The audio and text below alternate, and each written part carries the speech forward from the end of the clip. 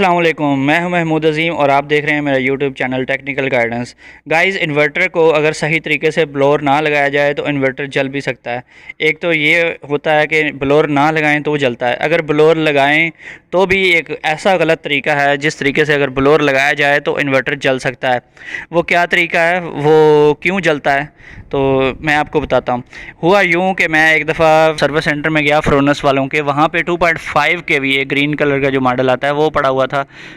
वो मैंने उनसे पूछा इसको क्या हुआ, उन्होंने बोला कि ये ख़राब है और ये ख़राब सिर्फ़ और सिर्फ ब्लोअर लगाने की वजह से हुआ है। जो कस्टमर था उसने ब्लोअर लगाया और फैंस के ऊपर उसने कंसंट्रेट किया तो ब्लोअर लगाने से वो जल गया।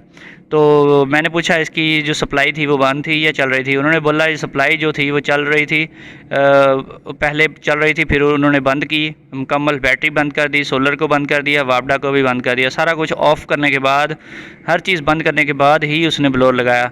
तो हमें समझ नहीं आ रही ये क्यों जल गया और कैसे ऐसे कैसे जल सकता है। फिर मैंने उन्हें एक्सप्लेन किया कि इसके अंदर होती है डीसी मोटर, फ़ैन की एक छोटी सी मोटर होती है। कोई भी डीसी मोटर हो, डीसी मोटर छोटी हो या बड़ी हो, उसमें एक मैग्नेट होता है।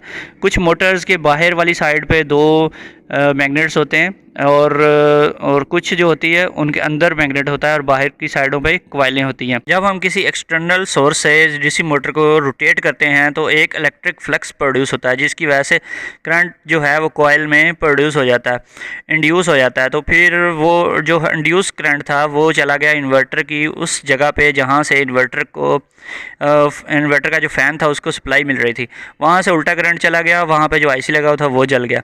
इस वजह से उनका इन्वर्टर जल गया और वारंटी सेंटर में पहुँच गया। तो अगर आपका इन्वर्टर भी इसी वजह से वारंटी सेंटर में पहुँच जाएगा तो आपसे वो अच्छे खासे चार्जेस वसूल कर लेंगे और आपको पे भी करने पड़ेंगे। इसलिए एहतियात किया करें, कभी भी जब भी ब्लोअर लगाएं फ़ैन के ऊपर ज़्यादा उसको कंसंट्रेट करके ना चलाएं।